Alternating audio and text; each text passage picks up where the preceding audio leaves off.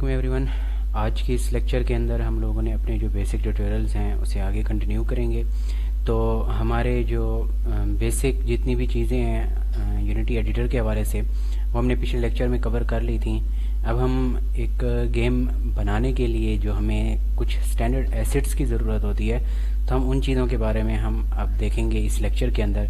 तो सबसे ज़रूरी चीज़ होती है कि कोई भी आप प्रोजेक्ट बना रहे हैं तो उसके अंदर किसी कंट्रोलर का होना ज़रूरी है। आपको एक कंट्रोलर की ज़रूरत होती है। तो कंट्रोलर आपके पास, अगर आप ह्यूमनाइड बेस्ड गेम बना रहे हैं तो आपको या तो फर्स्ट पर्सन की ज़रूरत होगी या आपको थर्ड पर्सन की ज़रूरत होगी एज अ करैक्टर गेम के अंदर। तो हम स्टार्ट कर रहे हैं इस वक्त। जो हमें यूनिटी ने फ्री एसेट्स प्रोवाइड किए हुए हैं, स्टैंडर्ड एसेट्स, उसमें थर्ड पर्सन को हम यूज़ करते हुए हम स्टार्ट करेंगे। तो मैं आपको एसेट स्टोर पर, ये जो आपके सामने एसेट ओपन हुआ है, starter assets third person character controller, तो हम इसको यूज़ करेंगे अपने इस बेसिक ट्यूटोरियल के अंदर, ताकि हम जो बेसिक थर्ड पर्सन कंट्रोलर है उसके बारे में जो हमें ज़रूरी चीज़ें हैं वो हम सीख सकें। हमने थर्ड पर्सन पूरा बनाना नहीं है, हमें जो थर्ड पर्सन प्रोवाइडेड है हमें उसे यूज़ करके उसे हमने अपनी गेम के अंदर इस्तेमाल करना है।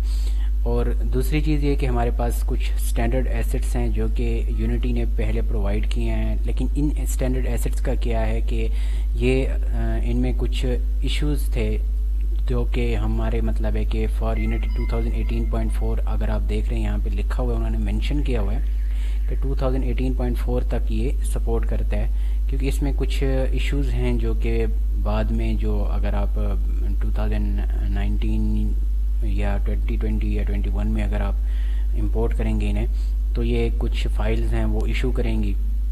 तो इसलिए उन्होंने मतलब है इसको अपडेट नहीं किया, और उन्होंने क्या किया है कि एक स्टैंडर्ड एसेट्स के बजाय उन्होंने स्टार्टर एसेट्स स्टार्ट किए हैं। उन्होंने हमें थर्ड पर्सन में भी दिया है और फर्स्ट पर्सन में भी दिया है। तो हम मतलब है बेसिकली स्टार्ट करने लगे हैं अभी सिर्फ थर्ड पर्सन कंट्रोलर के साथ। अगर हम इससे इंपोर्ट करें अपने प्रोजेक्ट के अंदर तो हम इसको कैसे अपने प्रोजेक्ट में यूज़ कर सकते हैं, तो हमने ये देखना है। आपने इसे डाउनलोड कर लेना है, ये बिल्कुल फ्री है, यूनिटी टेक्नोलॉजीज़ की तरफ से है। तो ये आप लोगों ने इसे डाउनलोड कर लेना है और पैकेज मैनेजर के अंदर जाके इसको इंपोर्ट कर लेना है। तो मैं इस एसेट को इंपोर्ट कर लेता हूँ। साथ में मैंने इसको, मैं इंपोर्ट पे क्लिक करके साथ में मैंने यहाँ पे एनवायरनमेंट के तौर पे नेचर स्टार्टर किट जो है हमारे पास, नेचर स्टार्टर किट, ये मतलब है छोटी किट है, 65 MB की है और मोबाइल ऑप्टिमाइज भी है। तो आप इसे डाउनलोड कर लें एज अ स्टार्टर। तो हम ये चीज़ यूज़ कर रहे हैं एनवायरनमेंट के तौर पे, और हमारा जो कंट्रोलर है वो हमारे पास थर्ड पर्सन कंट्रोलर है जो कि हम यूज़ कर रहे हैं। तो जैसे ये इंपोर्ट हो जाए तो उसके बाद मैं आपको थर्ड पर्सन कंट्रोलर के जो बेसिक चीज़ें हैं मैं आपको वो ज़रा समझा दूंगा कि हमारे जो थर्ड पर्सन कंट्रोलर में जो जो प्रॉपर्टीज़ इंपॉर्टेंट हैं, या तो आप यहाँ से अगर आपको समझ ना आए तो आप यहाँ पर जाके हमारे पास जो थर्ड पर्सन कंट्रोलर का जो एसेट है इसके बिल्कुल एंड में यहाँ पे एक ट्यूटोरियल वीडियो है, आप इसे देख लेंगे तो यहाँ पे इन्होंने ब्रीफली डिस्क्राइब किया हुआ है इस पूरे एसेट को, तो आप वहाँ से भी सही से समझ सकते हैं। तो ये इसके अंदर 3 चीज़ें इन्होंने प्रोवाइड की हुई हैं, बहुत ही इंपॉर्टेंट चीज़ें। एक तो इनका इनपुट सिस्टम, साइन मशीन और कंट्रोलर। तो साइन मशीन क्या है, ये बेसिकली हमने जो सिनेमेटिक कट्स बनाते हैं अपनी गेम के अंदर, छोटे से वीडियो क्लिप्स होती हैं जो कि इंट्रोडक्टरी वीडियोस हो जाती हैं हमारी गेम की, या मतलब है मिशन, कोई दूसरा जैसे मिशन स्टार्ट होता है तो उस मिशन से पहले एक छोटी सी वीडियो चलती है, तो वो सारे सिनेमेटिक्स में हो जाती हैं। या फॉर एग्जांपल किसी चेक पॉइंट पर पहुंचा है तो वहाँ पे 2 करैक्टर्स आपस में बात करते हैं वहीं पे ठहर के, तो वो जो मतलब एक छोटी सी वीडियो होती है वो भी इन्हीं साइन मशीन से बनाई जाती है। तो ये जो साइन मशीन है ये एक अलग टॉपिक है, तो हम इसके अंदर वो चीज़ यूज़ की हुई है, उन्होंने हमें दी हुई है, तो हम वो भी देखेंगे सही, उसको जस्ट टच करेंगे, लेकिन हम उसकी डिटेल में नहीं जाएंगे क्योंकि वो अलग एक बहुत बड़ा टॉपिक है। तो हमें जो बेसिक काम है वो हमें कंट्रोलर के साथ है, और उस कंट्रोलर को हमने एनवायरनमेंट के अंदर सेटअप कैसे करना है अपनी मर्ज़ी का करैक्टर डाल के, तो वो हमने देखना है। तो अपनी करेक्टर मर्ज़ी का जो करेक्टर है वो आप यहाँ पे मिक्ज़ामो के अंदर डाउनलोड कर सकते हैं। आपके पास मिक्ज़ामो में मल्टीपल करेक्टर्स आपको प्रोवाइडेड हैं, आप अपनी मर्ज़ी का कोई भी करेक्टर डाउनलोड कर सकते हैं और ये करेक्टर्स टोटली फ्री हैं। तो यहाँ पे इसे लॉगिन करना पड़ेगा मुझे और ये थोड़ा टाइम लेगा। पहले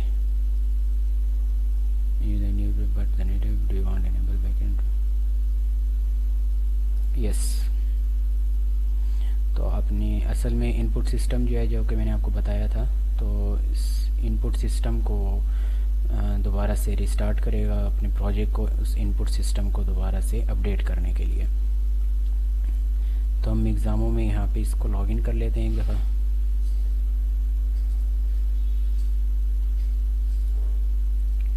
और यहाँ से हम अपनी मर्ज़ी का एक करैक्टर डाउनलोड कर लेते हैं। हमें कोई एनिमेशन डाउनलोड करने की ज़रूरत नहीं है। एनिमेशन जो भी होगी वो हमारी उसी कंट्रोलर के साथ जो लगी हुई होगी वही इस्तेमाल होगी। लेकिन अगर हम चाहते हैं कि हम अपनी एनिमेशंस चेंज करें तो हमें जस्ट वहाँ पर जाके एनिमेटर के अंदर उन एनिमेशंस को चेंज करना होगा। सिंपल है। तो ये हमारे पास थर्ड पर्सन कंट्रोलर की वो आ गई है, किट डाउनलोड हो गई है और अपडेट हो गई है हर चीज़। तो अगर तो कोई चीज़ मिसिंग हो जाती है तो टूल्स में आपने जाके स्टार्टर एसेट्स री इंस्टॉल डिपेंडेंसीज़ आपने इस पर क्लिक करना है। वो ऑटोमेटिकली चेक करेगा कि इसके अंदर कोई अगर चीज़ मिसिंग रह गई है तो वो उसे री इम्पोर्ट कर लेगा। अगर नहीं होंगी तो वो उससे री इम्पोर्ट कुछ नहीं होगा। हर चीज़ मतलब है कि ऑलरेडी सही तरीके से इम्पोर्ट हो चुकी है, तो फिर ये चीज़ होगी।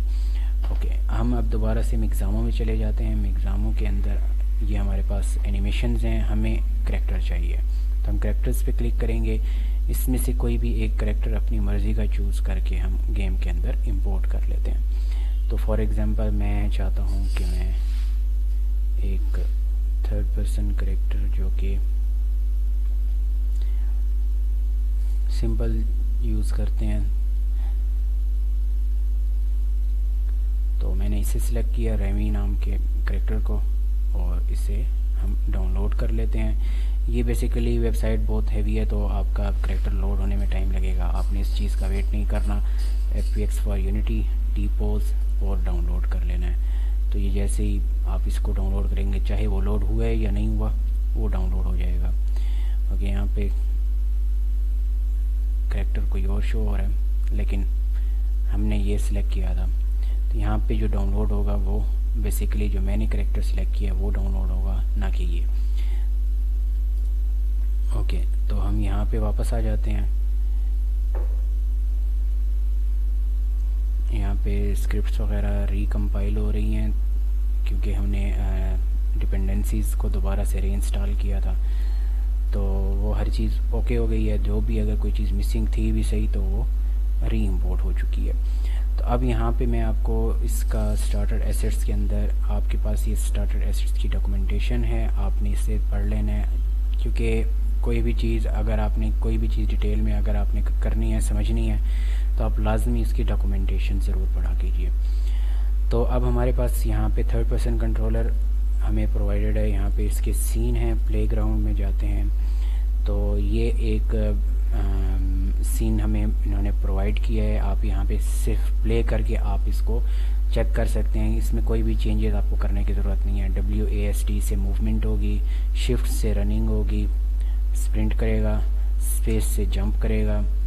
तो ये हमारी बेसिक जितनी भी चीज़ें हैं, मतलब जो मूवमेंट्स हैं, लोकोमोशन जिसे हम कहते हैं, तो वो इसमें क्लाइंबिंग नहीं है। तो वो चीज़ जो है हमें इस स्टार्टर किट के अंदर मिल जाएगी। अब इसके अंदर एनिमेशन कौन कौन सी हैं अगर हम वो देखना चाहें तो हम कैसे देख सकते हैं। हमने अपने प्लेयर आर्मेचर इसको सिलेक्ट करना है। इसके अंदर जो एनिमेटर है इसमें जो कंट्रोलर लगा हुआ है इसको सिलेक्ट करना है। इस कंट्रोलर को जैसे आप सिलेक्ट करेंगे और यहाँ पे विंडो में जाके आपने क्या करना है, एनिमेशन, एनिमेटर पे जाएंगे, यहाँ पे आपको मिल जाएंगी वो सारी। अब हमारे पास आइडल, वॉक, रन, ब्लेंड, इसमें क्या है कि हमारे पास एक ब्लेंड ट्री बनी हुई है जिसके अंदर ये ब्लेंड ट्री है। इस पर डबल क्लिक करेंगे ये आपको ब्लेंड ट्री मिलेगी। एक आइडल की एनिमेशन है, वॉक की है, रन की है। अब ये ब्लेंड ट्री बेसिकली क्या काम करती है ये सारा, और एनिमेटर क्या है ये सारी एक अलग टॉपिक है, हम इंशाल्लाह इसके अंदर भी आएंगे। तो हमें अभी इसकी ज़रूरत नहीं है, हम वापस से बेस लेयर में जाते हैं। तो इसमें अब जंप लैंड है, इन एयर है, जंप स्टार्ट है। ये बेसिकली एनिमेशन हैं सारी की सारी के आइडल, वन, वॉक और रन की एनिमेशन तीनों इसके अंदर हैं। उसके बाद जंप स्टार्ट मतलब है कि जो करेक्टर है, यहाँ पे मैं अगर आपको दिखाऊं जंप स्टार्ट, तो ये एनिमेशन जो है जंप स्टार्ट करने की, ये एनिमेशन प्ले होगी। जैसे ही ये मतलब एनिमेशन कंप्लीट होगी, इन एयर की एनिमेशन अप्लाई होगी, जो कि इन एयर की ये एनिमेशन है। मतलब है कि हमारी हाफ एनिमेशन इसमें है, हाफ इसमें है, हाफ इसमें है। तो ये तीनों मिलकर एक कंप्लीट जंप की एनिमेशन बनाते हैं। ठीक हो गया। तो यहाँ से अगर इन दोनों की मिलाकर आपने देखनी है तो इस एरो पे जब क्लिक करेंगे तो ये आपको पता लगेगी। तो इसने जंप किया और फिर हवा में आ गया, और हवा से फिर वो लैंड कर जाएगा। ठीक हो गया। तो हम थोड़ी देर के लिए ज़रा पॉज करते हैं और साथ में हम पैकेज मैनेजर में अपना जो एनवायरनमेंट है उससे डाउनलोड कर लेते हैं।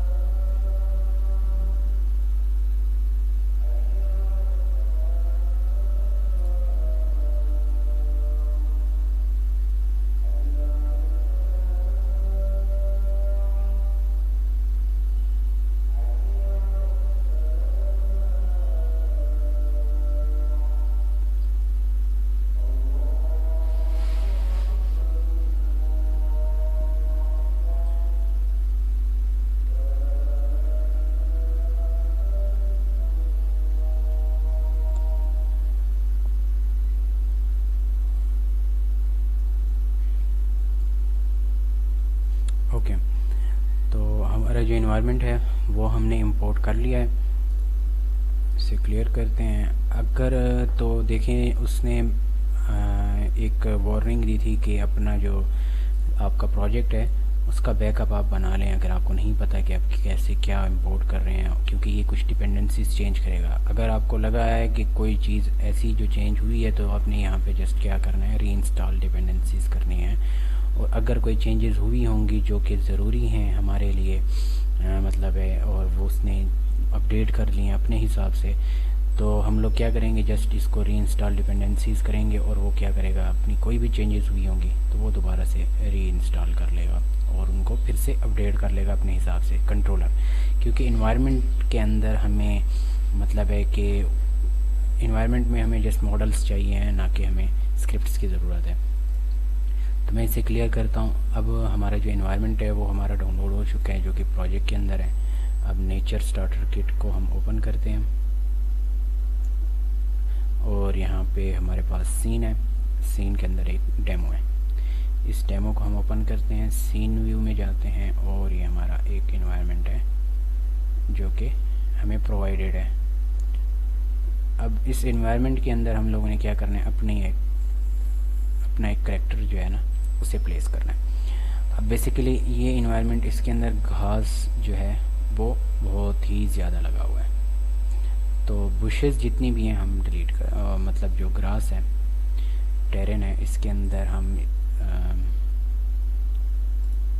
इसको हम अनचेक कर देते हैं ताकि हमारा जो इन्वायरमेंट है वो ज़्यादा उस पर ड्रॉ कॉल्स ना हो, थोड़ा इजी हो जाए, हैवी ना हो।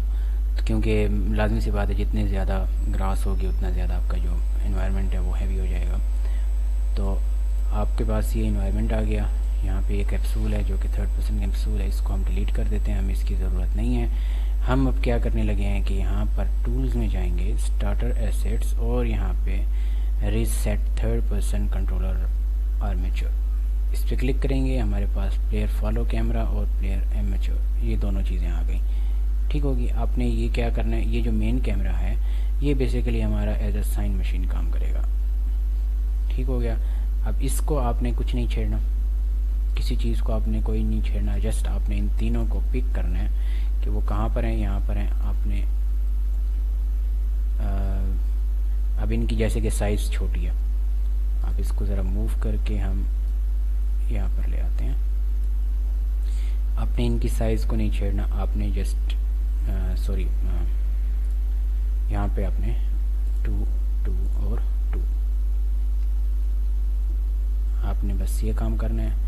थोड़ा सा इसको ऊपर कर लेना है ताकि वो ज़मीन के अंदर ना जाए, क्योंकि अक्सर ऐसा होता है कि कभी कभी अगर तो आपका कोलाइडर जो है वो उस कोलाइडर से पास हो रहा होता है तो आपका करेक्टर नीचे की तरफ चला जाता है। तो आप हमेशा जो कोलाइडर को ऊपर रखा करें जो भी ऑब्जेक्ट आपका होगा, टेरेन या आपका ग्राउंड। ओके, तो बेसिकली हमारे इस पे ब्लूम का इफेक्ट लगा हुआ है। हम अपने मेन कैमरा इसको हम डिलीट कर देते हैं। हम दोबारा से इन तीनों चीज़ों को डिलीट करते हैं, कंट्रोल एस करते हैं, टूल्स और एमेच्योर और इन सबको सेलेक्ट करके 2 2 2 और इनको हम यहाँ पर ले आते हैं।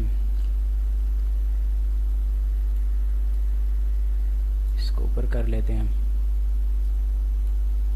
और प्ले करते हैं।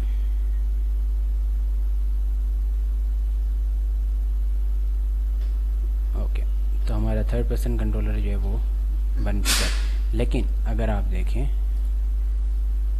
तो हमारी गेम के अंदर स्टैट्स और दोबारा से प्ले करते हैं तो हमारे बैचेस और ट्रेस बहुत ज़्यादा हाई जा रही हैं। हमारे पास FPS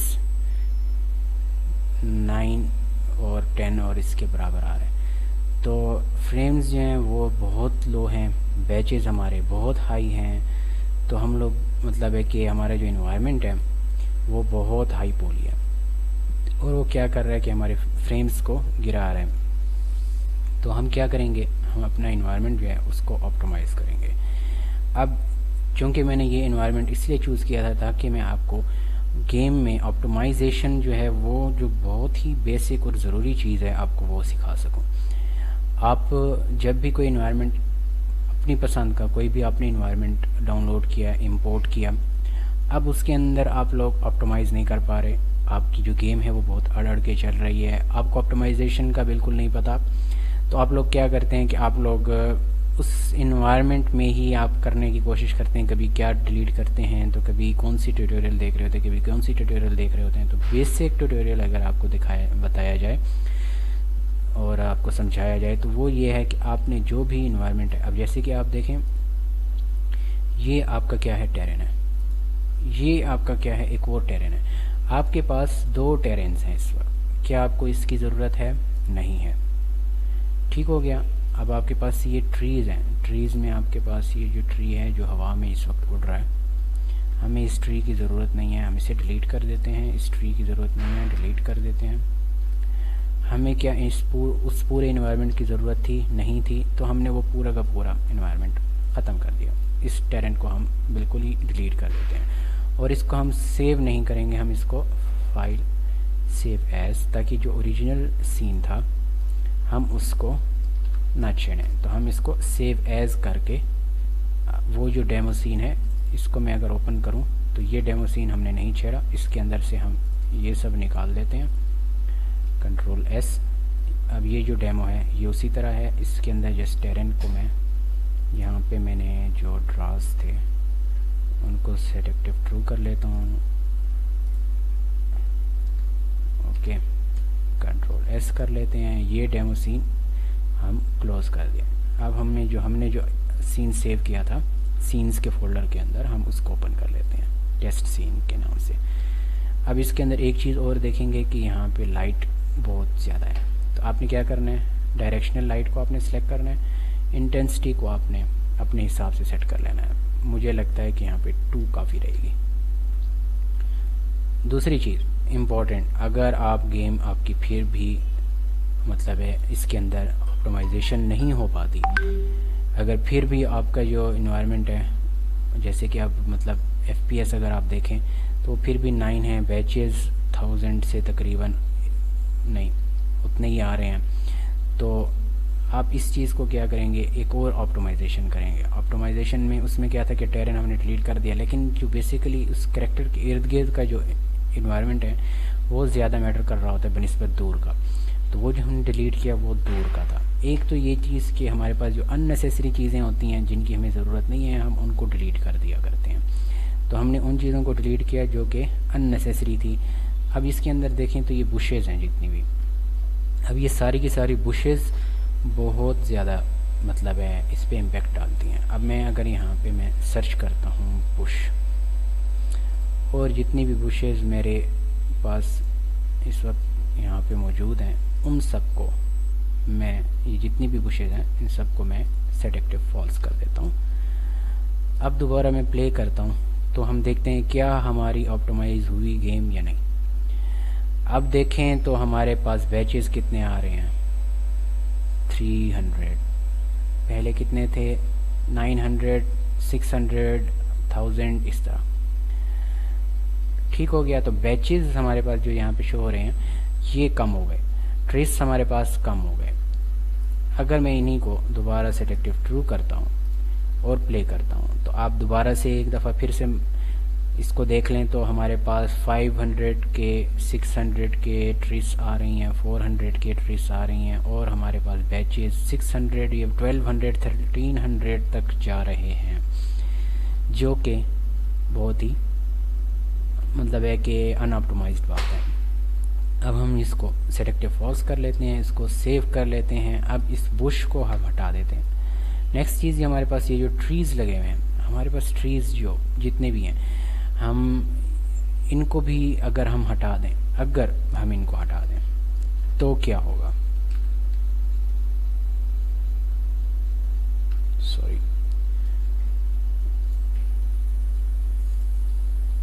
या ये जो ट्रीज़ वाला ही फोल्डर है, सॉरी बेसिकली जितनी भी ट्रीज़ हैं हमारे पास ये ट्रीज़ वाले फोल्डर में ही हैं। तो हम इसको अनचेक कर देते हैं। अब हमारे पास जस्ट एक टेरेन है। अगर मैं सिर्फ इस एक टेरेन के साथ प्ले करता हूँ तो हमारा क्या आउटपुट आता है, FPS 80 चली गई हैं, बैचेस 200 डाउन है, 200 माइनस आ रहे हैं, ट्रिस 300 400 के तक आ रहे हैं। तो बेसिकली सबसे ज़्यादा चीज़ मैटर क्या कर रही थी आपके इन्वायरमेंट के अंदर, आपकी ग्रास, आपकी बुशेस और सबसे ज़्यादा आपकी ट्रीज़। हमने ट्रीज़ को यहाँ पे सेट एक्टिव फॉल्स रखा हुआ है, हम इसे सेट एक्टिव ट्रू कर देते हैं, बल्कि इनको सेट एक्टिव फॉल्स ही रखते हैं। यहाँ पे हम टेरेन के अंदर हम ट्रीज़ में जाते हैं, edit trees, add tree, tree prefab, यहाँ पे हमारे पास ट्री 1 के नाम से ट्री 2, ट्री 3 हम सिलेक्ट करते हैं, ऐड कर देते हैं। अब टेरेन बेसिकली यहाँ पे टेरेन की जितनी भी चीज़ें हैं, ये सारी चीज़ें हम कैसे कर रहे हैं, टेरेन की जो सारे टूल्स हैं ये सारी भी इसी ट्यूटोरियल के अंदर ही मैं आपको बताता हूँ। लेकिन अभी के लिए जस्ट मैं आपको ऑप्टिमाइज़ करने का तरीका बताना चाह रहा हूँ कि आपके जो इन्वायरमेंट है वो ऑप्टिमाइज़ कैसे हो सकता है। अभी हमने सिर्फ एक ही फैक्टर को सिलेक्ट किया है ऑप्टिमाइजेशन के। तो ट्रीज़ जो हैं यहाँ पे मैं करता हूँ मास प्लेस ट्रीज़, और मैं इसके अंदर 100 ट्रीज़ प्लेस करना चाहता हूँ। इन्वायरमेंट के अंदर प्लेस करूँगा, आई होप सो ओके। यहाँ पे हमने इस ड्रा को सेट एक्टिव ट्रू करना है। 100 ट्रीज़ यहाँ पे प्लेस हो चुकी हैं, और हमारा करेक्टर किधर है, यहाँ पर है।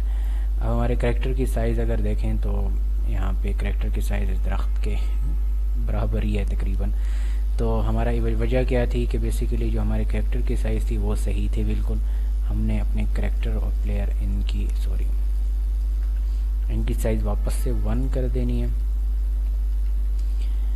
और जो ग्रास है हमारा, जो हमारा टेरेन है इसके अंदर जो ग्रास लगा हुआ है, मैं यहाँ पे पेंट में जाऊँगा, ग्रास में पेन डिटेल्स में, और यहाँ पे ब्रश साइज़ बढ़ा के ओपेसिटी को बढ़ा के शिफ्ट दबा के मैं ये सारी ग्रास जो है रेज कर देता हूँ, क्योंकि हम अभी ऑप्टिमाइजेशन कर रहे हैं। तो हम इस कंट्रोल भी, हमें इस ग्रास की अभी ज़रूरत नहीं है। जस्ट हमने 100 ट्रीज़ प्लेस किए हैं जो कि इस एनवायरनमेंट के अंदर आपको शो हो रहे हैं। अब मैं गेम को प्ले करता हूँ। हमारे पास 100 ट्रीज़ लगी हुई हैं, और 100 ट्रीज़ के साथ हमारा मतलब है 50-60 के दरमियान बैचेस जो हैं हमारे आ रहे हैं, FPS, और बैचेस भी कम है। ठीक हो गया। तो दूसरा ये कि अब पहले जो हमारे पास एनवायरनमेंट थे उसके अंदर ये जो ट्रीज़ हैं इनको मैं अगर सेलेक्टिव ट्रू करूँ, ये आई थिंक 100 भी नहीं होंगी, 1 2 3, ये मेरे ख्याल में 50 भी नहीं होंगी, और इनकी वजह से हमारे FPS 9-10 FPS आ रहे थे। तो टेरेन के अंदर जो ये हमारे पास ट्रीज़ हैं, ये सारी की सारी जो हमने प्लेस किए हैं, तो ये बनिस्बत उन ट्रीज़ के जो एज अ प्रीफैब रखी हुई थी बहुत ऑप्टिमाइज्ड हैं। ठीक हो गया। तो हम अगर ट्रीज़ हम प्लेस करते भी हैं तो हम कौन सी करेंगे, जो कि हमें टेरेन के थ्रू करनी पड़े, यहाँ से टेरेन से पेंट ट्रीज़ के थ्रू। तो हमने ये चीज़ प्लेस की। अब हम क्या करते हैं, हमने कितनी मतलब है ट्रीज़ प्लेस की 100, हम क्या करते हैं यहाँ पे 200 प्लस कर देते हैं, और तो टोटल हो जाएंगी 300 ट्रीज़। दोबारा प्ले करते हैं तो हमारे कितने बैचेज आते हैं, और हमारी FPS अब 300 ट्रीज़ के साथ भी हमारे 30 FPS आ गए। बैचेज हमारे 500 समथिंग चले गए हैं, 600 तक बैचेज, लेकिन FPS जो हैं वो 20 प्लस आ रहे हैं। ओके, नेक्स्ट जो हम करेंगे वो क्या करेंगे कि हम इसके अंदर एक और ऑप्टिमाइजेशन करेंगे। एक और ऑप्टिमाइजेशन कौन सी, कि आप अगर मोबाइल गेम बना रहे हैं तो आप शेडोज़ यूज़ ना करें। शेडोज़, आपकी डायरेक्शनल लाइट है, आपने इसको सिलेक्ट करना है। डायरेक्शनल लाइट के अंदर आपने जो सॉफ्ट शेडोज़ हैं इनको नो शेडोज़ में कन्वर्ट कर देना है और प्ले करना है। तो अब देखें हमारे बैचेस 500-600 से 100 हो गए, और FPS 80-70 के दरमियान हो गए, जो कि 30 तक थे। तो आपको अंदाज़ा हो गया होगा कि आपकी गेम के अंदर शेडोज़ की रेंडरिंग कितनी इफ़ेक्टिव होती है। ठीक हो गया। अब आपके पास जो ट्रिस हैं, आप वो देखें, जो आपके ट्रायंगल्स होते हैं जिनको रेंडर किया जा रहा होता है, आप अगर वो देखें तो वो कितनी है, 100 के आपको शो हो रही होंगी। यही सेम अगर मैं यहाँ पे शेडोज़ ऑन कर लूँ और प्ले करूँ तो आप देखें आपकी 500 मतलब है 4 से 5 गुना ज़्यादा ट्रिस जो आपकी बन रही हैं वो किसकी बन रही हैं, आपकी शेडोज़ की बन रही हैं। अब आपको यहाँ पे मैंने सॉफ्ट शेडोज़ जो हैं वो आपको मैंने दिखाएं। अब अगर हम हार्ड शेडोज़ कर लेते हैं और प्ले करते हैं तो ट्रिस में और उनमें कोई ख़ास फ़र्क नहीं आया, क्योंकि शेडोज़ सॉफ्ट और हार्ड में अगर आप देखें तो यहाँ पे अगर आप शेडोज़ देखें ये काफ़ी मतलब है वाज़े कंट्रास्ट नज़र आ रहा है आपको। लेकिन सॉफ्ट में क्या होता है, एक मिनट मुझे ज़रा करीब जाने दें, और यहाँ पे सॉफ्ट शेडोज़ तो ये थोड़े ब्लर हो जाते हैं, थोड़ी रियलिस्टिक लुक आती है। तो हार्ड और सॉफ्ट शेडोज़ में ये फ़र्क होता है। दूसरा आपकी स्ट्रेंथ होती है आपकी शेडोज़ की, ट्रांसपेरेंसी आप कह दें तो ये कम ज़्यादा आप यहाँ से कर सकते हैं। रेजोल्यूशन होती है आपकी, तो अगर आप लो रेजोल्यूशन रखते हैं फॉर एग्ज़ाम्पल, तो अब क्या होगा वो भी मैं आपको दिखा देता हूँ, क्योंकि आपकी हमेशा जो रेजोल्यूशन होती है ना वो बड़ी इम्पेक्ट डालती है। अब आपकी रेजोल्यूशन लो है उसकी क्या कहते हैं शेडोज़ की, और शेडोज़ भी आपको शो हो रहे हैं, आपके ट्रिस भी 500 हैं, बैचेस भी 500 हैं। लेकिन अगर आप FPS को देखें तो आपके FPS 60, 70, 80 आ रहे हैं। ठीक हो गया, FPS आपके बढ़ गए हैं। वही FPS अगर मैं रेजोल्यूशन यूज़ क्वालिटी सेटिंग्स के हिसाब से अगर मैं करूं तो आपके FPS 30-20 के दरमियान। तो बहुत मैटर करता है आपका रेजोल्यूशन का। रेजोल्यूशन आपकी जो ऑप्टिमाइजेशन है उस पर बहुत इम्पैक्ट डालती है। अब जो आपके पास ट्रीज़ हैं, यहाँ पे ट्रीज़ जो लगे हुए हैं हमारे पास, अगर मैं इस नेचर स्टार्टर किट में जाएं और यहाँ पे हमारे पास मटेरियल्स हैं। अब हमारे पास जो बार्क, अब मैं आपको एक थर्ड जो ऑप्टिमाइजेशन का जो पहलू है आपको थर्ड वो मैं बता रहा हूँ, थर्ड फैक्टर। अब हमारे पास बार्क 1 बार्क 2 ये जो बार्क्स हैं हमारे तना जो है, तो इसके हम क्या करते हैं, एनेबल GPU इंस्टेंसिंग, इस पर ज़रा आप क्लिक कर लें। फिर उसके बाद ब्रांचेस और ब्रशेस, इनके ऊपर एनेबल GPU इंस्टेंसिंग इस पर क्लिक कर लें, कंट्रोल S। अब दोबारा आपने मतलब है ये जो आपका जो टेक्सचर है जो एनवायरनमेंट के ऊपर लगा हुआ है आपका, ये होगा यहाँ पर। अब ये जो टेक्सचर्स हैं, पहले हम मटेरियल के ऊपर बात कर लेते हैं। ठीक हो गया, हम प्ले करते हैं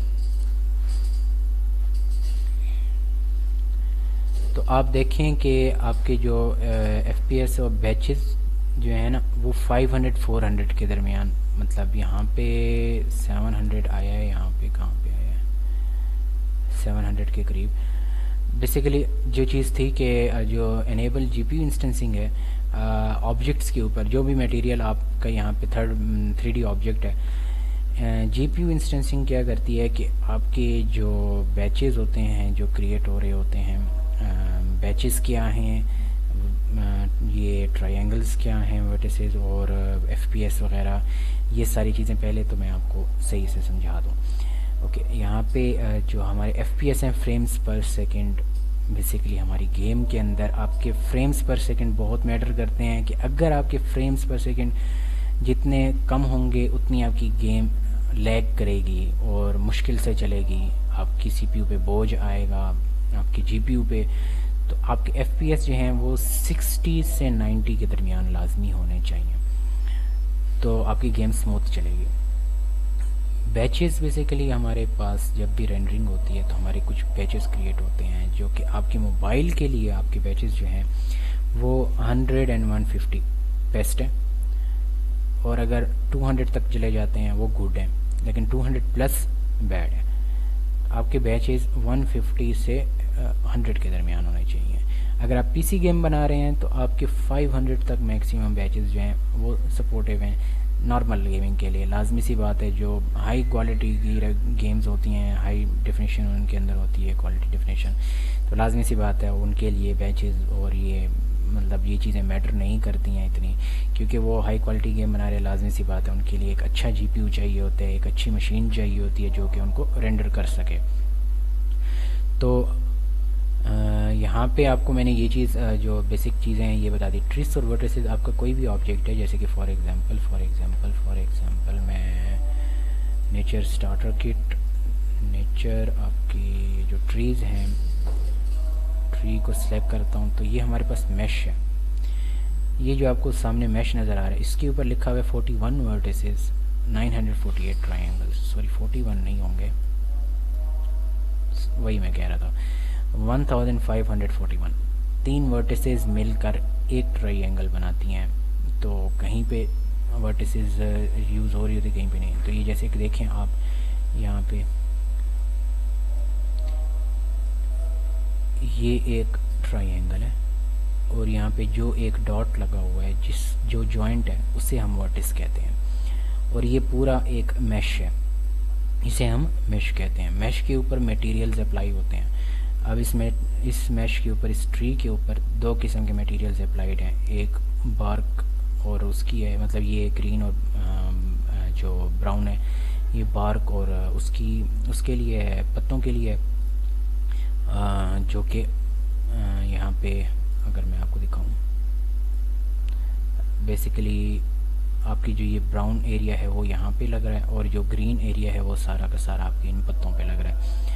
ये हमारे पास अगर आप देखें तो ये हमारे पास ब्रांचेज हैं और पत्ते कटे हुए हैं, तो ये कट आउट मटेरियल होते हैं। यहाँ पे क्या होता है कि आपकी जो आपके पत्ते हैं वो अगर आप यहाँ पे मटेरियल ये कटआउट वाला नहीं लगाएंगे, प्लेन लगाएंगे, तो वो आपका जो ट्री है वो कुछ इस किस्म का दिखेगा। अगर इसको आप ग्रीन और ब्राउन कर दें तो आपका ट्री इस किस्म का दिखेगा।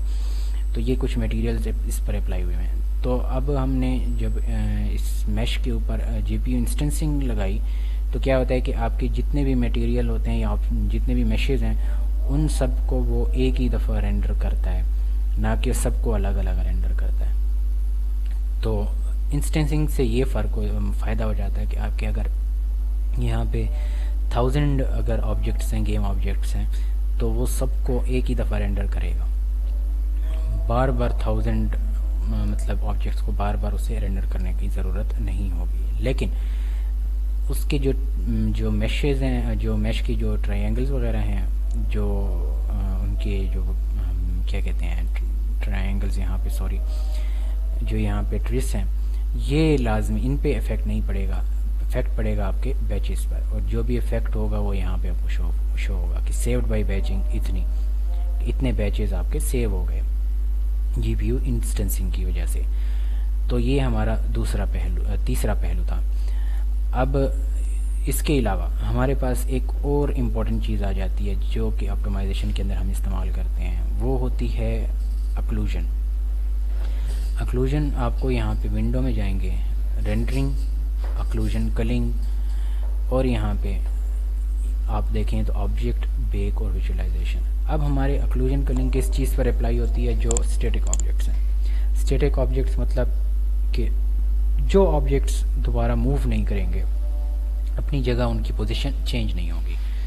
तो हम क्या करते हैं, पहले तो हमारा एक जो टेरेन है, इंस्पेक्टर में जाएं, ये देखें स्टैटिक लिखा हुआ है। तो अगर मैं इसको स्टैटिक से हटा दूंगा तो इसका क्या मतलब होगा कि वो जो अक्लूजन होगी वो इस पर अप्लाई नहीं होगी। तो हमारे पास इसके अलावा बाकी जो प्लेयर कैमरा वगैरह हैं, हम इनको अक्लूड नहीं कराएंगे क्योंकि ये स्टैटिक भी नहीं करेंगे क्योंकि ये हमारी मूवमेंट करेंगे टेरेन के अंदर। पूरा मतलब है कि उनकी पोजीशन चेंज होती रहेगी। तो अब अक्लूजन के अंदर जाके मैं जाता हूँ बेक पे। यहाँ पे इस चीज़ को आपने नहीं छेड़ना, ये एक अलग टॉपिक है कि क्या होते हैं वैल्यूज़ चेंज करके क्या होगा। तो मैं जस्ट बेक पे क्लिक कर लेता हूँ। जैसे ही मैं बेक पे क्लिक करूँगा तो यहाँ पे ये देखें हमारी ये जो ब्लू बॉक्सेस हैं ये बेसिकली क्या कर रहे हैं कि हमारी छोटे छोटे पार्ट्स में कन्वर्ट कर रहे हैं हमारा टेरेन, और उस टेरेन को ये आप देखें उन्हीं बॉक्सेस के अंदर अब वो जगह हमें सिर्फ शो हो रही है जो कि कैमरा के अंदर आ रही है। बाकी जितना भी है एरिया वो सारा का सारा हमारा मतलब है उस कैमरा के अंदर नहीं आ रहा, तो वो सेट एक्टिव फॉल्स हो रहा है। तो ये देखें आप यहाँ पे इस साइड पर देखें और यहाँ पे देखें हमारा जो कैमरा है जहाँ जहाँ मूव कर रहा है वो एरिया शो हो रहा है और बाकी का एरिया जो भी है वो मतलब है कि हाइड हो रहा है। तो हमारे पास जो अक्लूजन कलिंग है उससे ये फ़ायदा हो जाता है कि हमारा जो अगर बहुत बड़ा मैश है, बहुत बड़ा इन्वायरमेंट है, तो हमें सिर्फ वो इन्वायरमेंट चाहिए जो हमारे कैमरा के अंदर आ रहा है। तो हम क्या करते हैं कि हम सिर्फ उसी को मतलब है शो कराते हैं जो हमारे सामने होता है जो इन्वायरमेंट। अब फॉर एग्जांपल मैं यहाँ पर इन्वायरमेंट के अंदर ही हमारा जहाँ पे प्लेयर ठहरा है यहीं पर ही मैं एक क्यूब ऐड कर देता हूँ, 3D ऑब्जेक्ट क्यूब, और मैं इसको ऊपर ले आता हूँ ज़रा। आई एम सॉरी ये क्यूब शो नहीं हो रहा। Okay I am sorry.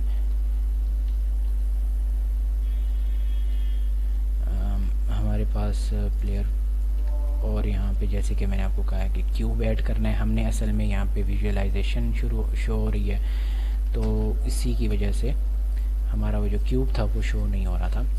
यहाँ पे मैं 3D ऑब्जेक्ट क्यूब सिलेक्ट करता हूँ तो ये देखें आपके पास यहाँ पे क्यूब शो हो गया। अब आपने इसको ऊपर करके एक मैं असल में इसको दीवार वाले हिसाब से बना रहा हूँ कि कैमरा के आगे अगर दीवार आ जाती तो क्या वो पीछे के एरिया को, जो दीवार के पीछे का एरिया, क्या वो उससे शो करेगा या नहीं। ठीक है, तो अब हम ये चीज़ देखना चाहते हैं। तो अब मैं ज़रा अगर इसको एक्लूजन के अंदर विजुअलाइजेशन में जाऊँ तो इसके पीछे के एनवायरनमेंट को भी वो दिखा रहा है। वो क्यों? क्योंकि हमने क्यूब को एक तो स्टैटिक नहीं किया, दूसरा हमने इस क्यूब के साथ इसको बेक नहीं किया था। अगर मैं इसको दोबारा से बेक करता हूँ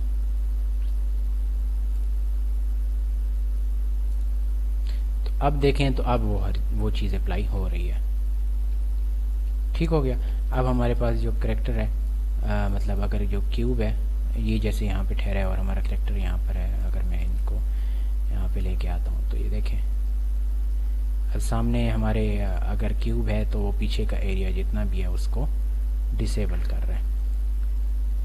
तो अगर आपने कोई चीज़ ऐड की है तो आपने ओक्लूजन कलिंग बिल्कुल एंड में करनी है, क्योंकि आपकी कोई ना कोई चीज़ आपने ऐड करते रहने हैं। अब जैसे कि अब देखें, अब मैंने क्यूब को डिलीट कर दिया, लेकिन जब मैं गेम में देखता हूँ तो यहाँ पे ये देखें इन्वायरमेंट ख़राब हो रहा है। तो आपने इस चीज़ का लाजमी ध्यान रखना है कि आप कोई भी चीज़ मतलब चेंजेस वगैरह करते हैं, कोई चीज़ डिलीट करते हैं, अगर आपने पहले ओक्लूजन कलिंग की है, बेक किया है, तो आप मतलब है कि कोई चीज़ दरमियान में डिलीट कर देते हैं, तो जब दोबारा वो आएंगे वापस उसमें देख मतलब वो करेंगे। जैसे कि मैंने अभी क्यूब को डिलीट कर दिया है और दोबारा जब मैं गेम चलाता हूँ तो वो फिर उसी क्यूब को उन्होंने उसकी नज़र में वो जगह यहाँ पर क्यूब है ओक्लूजन कलिंग के हिसाब से। अब आपको उसको बताना है कि मैंने उस क्यूब को डिलीट कर दिया है, तो आपको क्या करना होगा, आपको ओक्लूजन कलिंग को रीबेक करना होगा। ठीक हो गया। तो अगर आप मैं इसको दोबारा से रीबेक करता हूँ तो अब जब दोबारा जब हमारे पास जो इन्वायरमेंट होगा वो अब उस क्यूब के बगैर होगा। तो अगर मैं अब प्ले करूँ ओक्लूजन कलिंग सेट एक्टिव मतलब अब ओक्लूजन कलिंग हुई है। अब स्टैट्स वगैरह देखें, अब शेडोज़ भी ऑन है और वो हर चीज़। FPS जो है हमारे 30 से 50 के पास आ गए। जो हमारे FPS हैं वो हमारे पास 50 FPS, जो कि हमारे पास 30-40 थे। अगर मैं यहाँ पे शेडोज़ को भी ऑफ कर देता हूँ, सॉरी कहाँ पे होता है, डायरेक्शनल लाइट इंस्पेक्टर और नो शेडोज़, कंट्रोल S, हमारे पास अब हमारे पास FPS कितने होने चाहिए, तो वो 100 प्लस आ रहे हैं, 90 100 प्लस, क्योंकि यहाँ पे 90-70 इसलिए आ रहे हैं क्योंकि यहाँ पे मल्टीपल मतलब यहाँ पे जो ट्रीज़ हैं वो ज़्यादा हैं, क्योंकि यहाँ पे बनिस्बत देखें तो ट्रीज़ 90 के आ रहे हैं, 90-80, तो यहाँ पे FPS 100 प्लस जा रहे हैं। और यहाँ पे अगर आप देखें तो यहाँ पे 100 प्लस के ट्रीज़ हो गए हैं, तो इस वजह से FPS आपके 70 समथिंग आ रहे हैं। और पैचेस भी यहाँ पे जैसे कि 120 हैं, यहाँ पे पैचेस 100 से नीचे हैं, तो FPS आपके उस हिसाब से कम ज़्यादा होते हैं। ठीक हो गया। तो ये चीज़ आपने कर दी। दूसरी चीज़ आपका क्या था, जैसे मैंने आपको कहा था टेक्सचर रेजोल्यूशन बहुत ज़्यादा इम्पेक्ट डालता है। अब हम वापस जाते हैं टेक्सचर्स के अंदर। हमारे पास ये ग्राउंड के जितने भी टेक्सचर्स हैं, अगर आप देखें तो यहाँ पे इनकी रेजोल्यूशन मैक्स साइज़ 2000 के बजाय अगर हम 512 कर लें और अप्लाई कर दें, इन मतलब टेक्सचर पे थोड़ा सा इम्पेक्ट पड़ा ज़रूर है, मतलब हल्का सा आपको महसूस हुआ होगा, लेकिन रेजोल्यूशन हमने उसकी 3 गुना कम कर दिया। तो अब हम अगर देखें तो हमारा क्या फ़र्क पड़ता है। अब हमारे FPS देखें तो बनिस्बत पहले के तकरीबन पहले जितने ही हैं। ओके, बेसिकली ये जिस वजह से आ रहे हैं वो हमारे उसके टेक्सचर्स हैं जो हमारे ट्रीज़ वगैरह हैं, क्योंकि ट्रीज़ के ज़्यादा वो होते हैं। इनकी जो टेक्सचर क्वालिटी है हम उसको 512 करते हैं। ठीक हो गया, अप्लाई हो गए। हम दोबारा अप्लाई करते हैं, क्योंकि हमारे जो सबसे ज़्यादा इम्पैक्ट डाल रहा है वो इनका टेक्सचर डाल रहा है। ओके,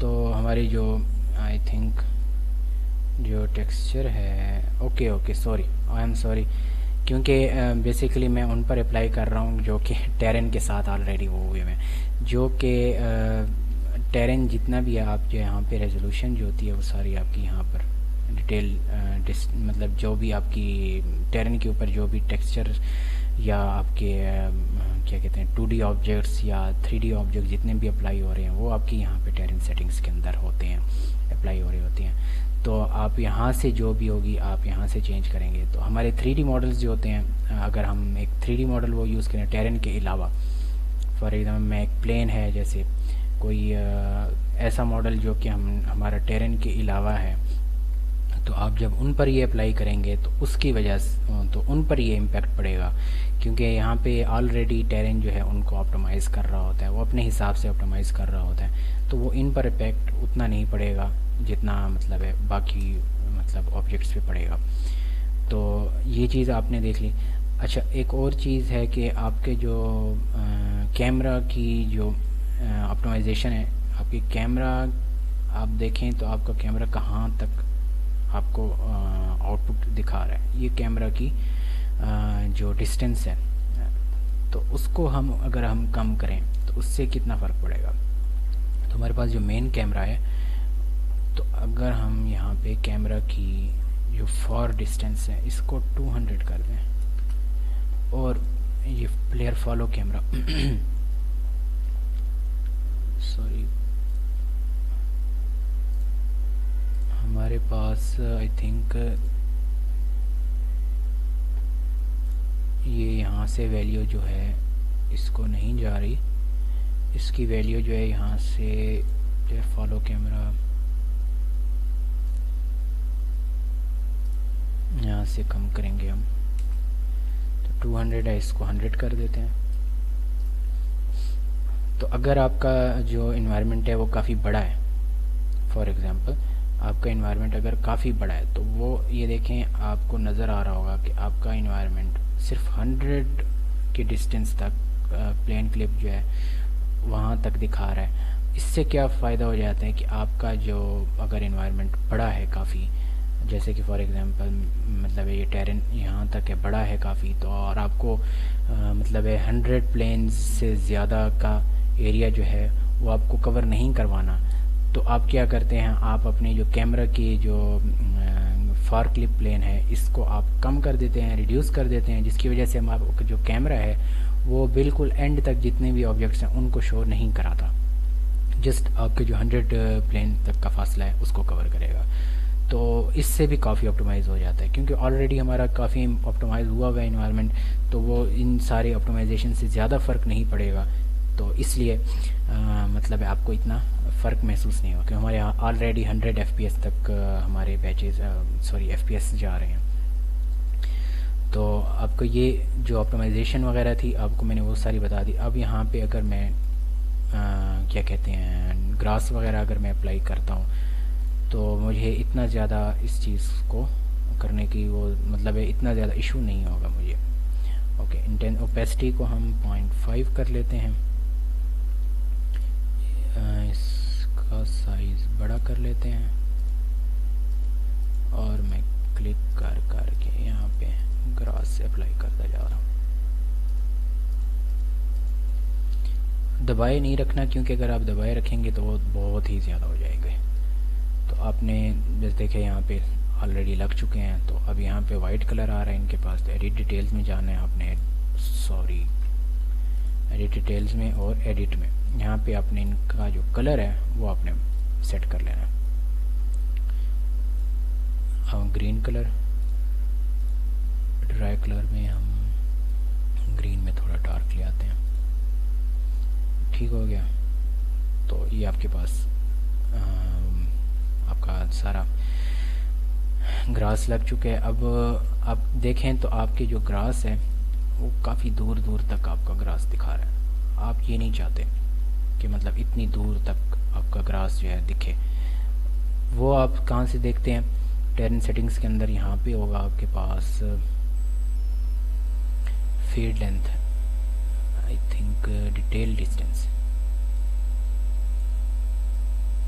ये डिटेल डिस्टेंस, इसको हम कर देते हैं 100, ठीक हो गया। अब 100 तक का जो एरिया है, बल्कि 100 भी ज़्यादा है, आई थिंक 50 ओके रहेगा, 60। तो अब डिटेल डेंसिटी जो है ना, आप इसको भी कम कर सकते हैं। आपको इतनी ज़्यादा डिटेल मतलब नहीं चाहिए, मतलब ये घास वगैरह इतने ज़्यादा नहीं चाहिए, तो आप उनको भी कम कर सकते हैं। मैं इसको भी 0.6 रख देता हूँ। और जो मतलब है कि फेड लेंथ है, जैसे कि आपको ये देखें एंड तक आपको ट्रीज़ नज़र आ रहे हैं काफ़ी दूर तक, तो आई थिंक फेड लेंथ इससे इम्पैक्ट नहीं पड़ेगा।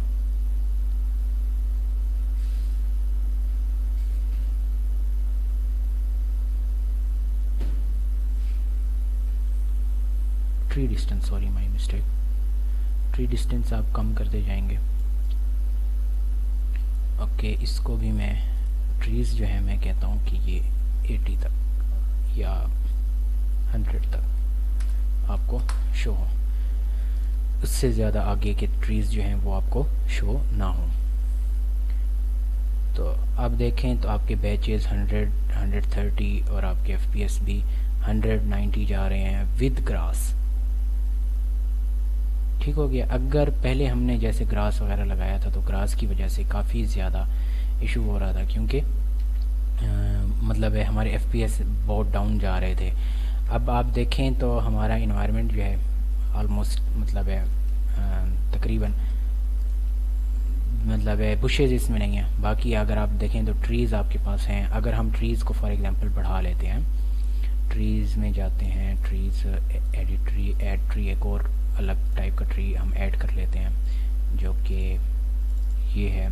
इसे हम ऐड करते हैं, इसको मास प्लेस करते हैं, हम कहते हैं कि 200 और ट्रीज़ ऐड कर दो जो कि 500 हो जाएंगे टोटल में। 500 ट्रीज़ अब टोटल लग चुकी हैं यहाँ पे। तो अगर हम प्ले करें अब तो हमारे बैचेस जो हैं वो 150 तक गए हैं, 200 तक गए हैं, लेकिन जो FPS हैं वो डिक्रीज़ नहीं हुए, वो 90-100 FPS है, 80 FPS। अब हमारे पास 500 ट्रीज़ हैं, हमारे पास ग्रास भी लगा हुआ है। ग्रास डेंसिटी को भी चलो इंक्रीज़ कर लेते हैं। हमारे पास डिटेल डेंसिटी, इसको भी हम इंक्रीज़ कर लेते हैं, फुल हो मतलब है, हमें इशू नहीं है।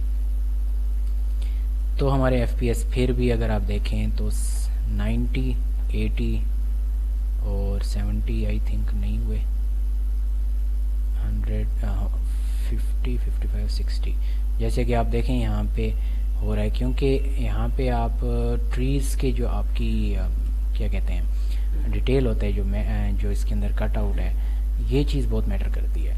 अच्छा, एक और चीज़ आपको, अगर आप मोबाइल गेम बना रहे हैं तो आपकी जो ये क्या कहते हैं जो आपकी मटेरियल्स हैं, आप इनको मोबाइल बम डिफ्यूज़ रखें। सॉरी, कलर दिया हुआ है,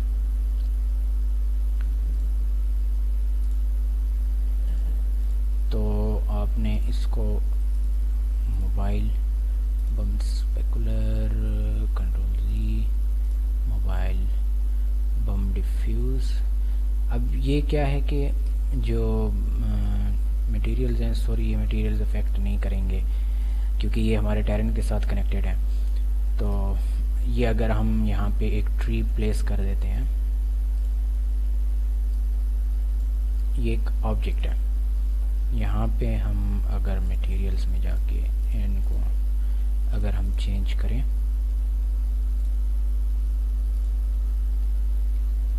ओके यहाँ पे ये भी मैटर नहीं कर रहे।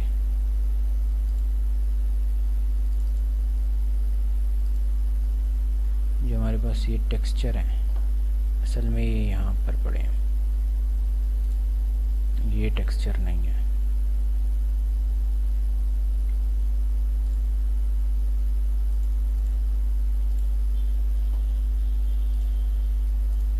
हमारे पास ये मटेरियल हैं दो टाइप के।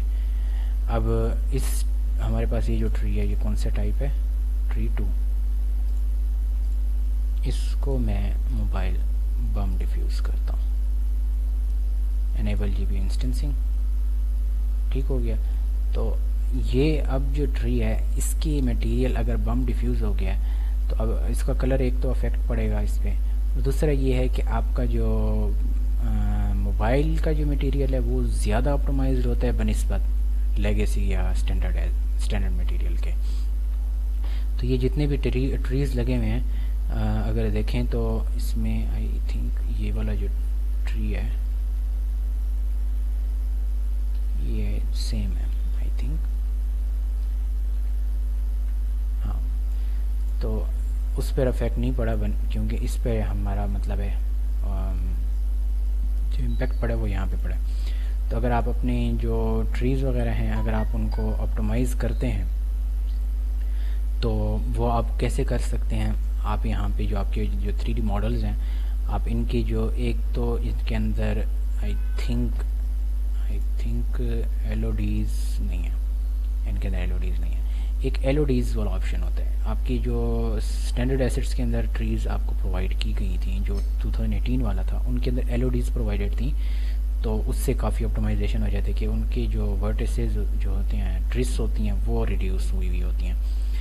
तो ऑप्टिमाइजेशन के और भी बहुत से तरीके हैं, तो जो बेसिक चीज़ें थी वो मैंने आपको बता दी हैं। अब इसके अंदर एक और चीज़ है कि आपका जो स्काई बॉक्स है, जो ये स्काई नज़र आ रहा है, ये बहुत इम्पोर्टेंट और मैटर भी बहुत करता है इसका।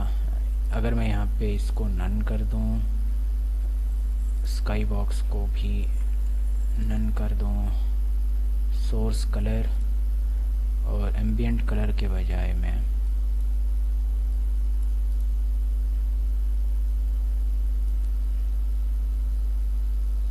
बस ये सही है, और इन्वायरमेंट रिफ्लेक्शंस स्काई बॉक्स की हैं और हम ओके रेजोल्यूशन 128 से 64 कर लेते हैं। ठीक हो गया। सीन में जाके ठीक हो गया। ऑटो जनरेट जो है ये आपको सेट एक्टिव फॉल्स रखना है। ये आपके ऑटो जनरेट अगर हो रहा होगा ना तो आपका जो इन्वायरमेंट है आपका प्रोजेक्ट बहुत स्लो हो जाएगा। ओके, हम जो हमारा मेन कैमरा है, अगर आप इस मेन कैमरा को देखें तो ये यहाँ पे बहुत इशू बन रहा है। तो यहाँ पे हम एक तो directional light, main camera basically control Z, हमारे पास जो लाइटिंग है आई थिंक हमने इसके एम्बियंट कलर जो है ना ये चेंज कर दिया, जिसकी वजह से कैमरा इफेक्ट बुरा पड़ रहा था। इंस्पेक्टर बैकग्राउंड को आपने ब्लू कर लेना है, स्काई ब्लू कलर।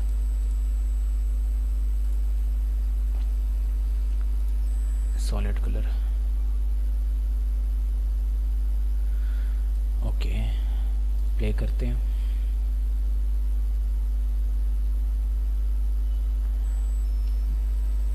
इसमें आपके पास ट्रिस कम हो गई हैं, बैचेस कम हो गए हैं, लेकिन FPS जो है वो नॉर्मल, मतलब है कि उन पे फ़र्क नहीं पड़ा। अच्छा, एक तो ये है कि आप अगर देखें तो शाइन वगैरह करैक्टर पर ज़्यादा पड़ रहा है, एनवायरनमेंट पे ज़्यादा पड़ रहा है, तो वो आपकी जो रिफ्लेक्शन थी वो आपकी बहुत मैटर कर रही होती है।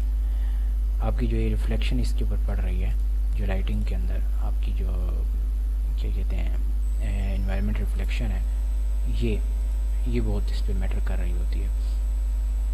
इसके अंदर एक और चीज़ है, आपको फॉग के नाम से आपको जो फॉग है, चलें इस फॉग के ऊपर बाद में, ये ऑप्टिमाइजेशन के अंदर नहीं है, ये आपकी एनवायरनमेंट डिज़ाइनिंग के अंदर आ जाता है। तो हमारी जो मतलब है एनवायरनमेंट ऑप्टिमाइजेशन था, मैं इसको दोबारा से वापस से अपने उस पर ले आता हूँ। दूसरा एक विंड जोन है, इसके अंदर विंड जोन को अगर हम सेट एक्टिव फॉल्स कर लें और प्ले करें, बेसिकली विंड जोन बहुत इफेक्ट डालता है।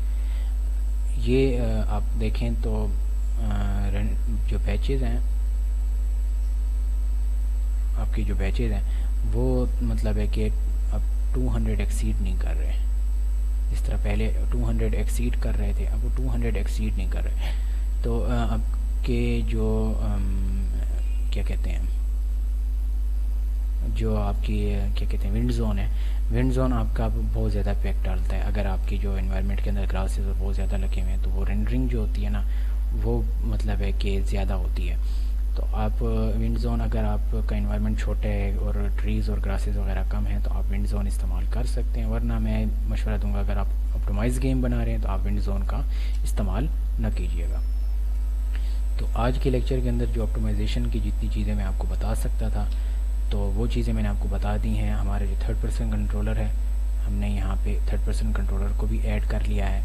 तो इंशाल्लाह नेक्स्ट लेक्चर के अंदर मैं आपको इस करैक्टर के बजाय हम अपना कस्टम करैक्टर कैसे ऐड करते हैं दूसरी चीज़ आपको ये वो करनी है कि हम अपनी मर्ज़ी के एनिमेशंस जो हैं वो कैसे लगा सकते हैं, एनिमेटर क्या है, एनिमेशंस क्या हैं, और हम मतलब है कि अपने मतलब एक एनिमेटर जो कंट्रोलर है हमारा उसके ऊपर एनिमेटर को हम कैसे लगाते हैं, मतलब लगाएंगे कैसे, और उसमें जो ट्रांजिशंस हैं उनको कैसे हैंडल करना है थ्रू स्क्रिप्टिंग।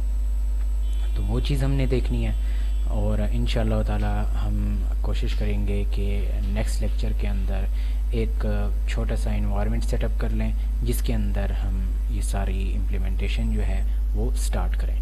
तो इंशाल्लाह आपको इन्वायरमेंट जो होगा वो प्रोवाइड कर दिया जाएगा, जो कि बेसिकली इन्वायरमेंट मैंने ये चूज़ इसलिए किया था ताकि आपको ऑप्टिमाइजेशन के जो बेसिक फैक्टर्स हैं वो आपको मैं बता दूं, क्योंकि अगर बंदा ऑप्टिमाइजेशन नहीं सही से समझता तो वो काफ़ी ऐसी चीज़ें मतलब नहीं कर पा रहा होता। क्योंकि अगर फॉर एग्ज़ाम्पल किसी के पास पीसी अच्छा नहीं है और वो उसकी गेम ऑप्टिमाइज़ भी नहीं हो पा रही, वो इन्वायरमेंट भी ऐसा चूज़ करता है जो कि ऑप्टिमाइज़ नहीं है, तो उसके लिए आगे बढ़ना मतलब है कोई भी चीज़ अप्लाई करना, इम्प्लीमेंट करना मुश्किल हो जाएगा, क्योंकि उसका पीसी ही इतना मतलब है बोझ ले लेगा कि कोई भी चीज़ हो नहीं पाएगी। तो ऑप्टिमाइजेशन का जो फैक्टर है वो लाजमी सबसे पहले बताया जाए, ताकि जो भी प्रोजेक्ट बनाए तो अपनी गेम को उस हिसाब से बनाए कि वो ऑप्टिमाइज भी रहे और उसको इश्यूज़ भी ना हो। तो इंशाल्लाह आपको नेक्स्ट लेक्चर के अंदर एक छोटे से प्रोजेक्ट का स्टार्टअप मिल जाएगा। तो हम इन्हीं टूल्स को यूज़ करते हुए इस इन्वायरमेंट की बजाय थर्ड पर्सन कैरेक्टर को यूज़ करेंगे, इन्वायरमेंट को नहीं।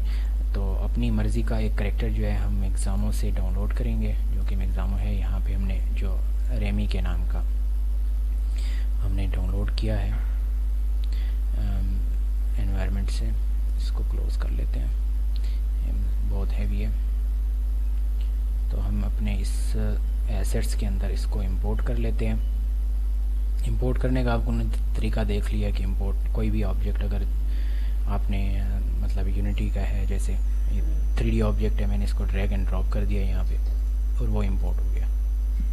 अब मैं इस कैरेक्टर को यहाँ पे लेके आता हूँ, तो ये बेसिकली इस फॉर्म में है, और इसको कैसे सेट करना है, क्या चीज़ मिसिंग है और कौन सी चीज़ सही से लगानी है, कौन सी नहीं लगानी है, इसमें क्या इश्यूज़ हैं, वो सारी चीज़ें एक थोड़ी सी टाइम टेकिंग है।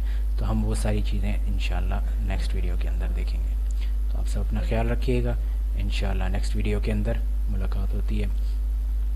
अल्लाह हाफिज़।